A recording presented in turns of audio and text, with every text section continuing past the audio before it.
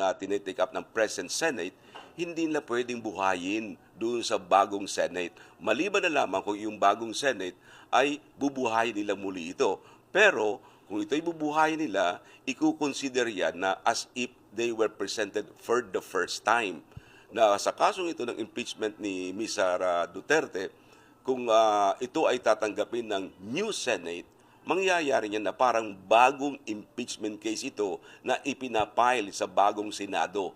Na siyempre, sa nasasabihin naman ni Ms. Sara, hindi na po pwede yan. Sapagkat kung may bagong impeachment case, sakop ito ng tinatawag na pagbabawal sa ating saligang batas na hindi pwedeng magkaroon ng dalawang impeachment case sa loob ng isang taon. Nang ibig sabihin, sa loob ng isang taon, isang impeachment case lamang ang pwedeng isampa sa isang impeachable official. So, ang mangyayari, dapat yung same impeachment lang, pero matatransfer sa new Senate?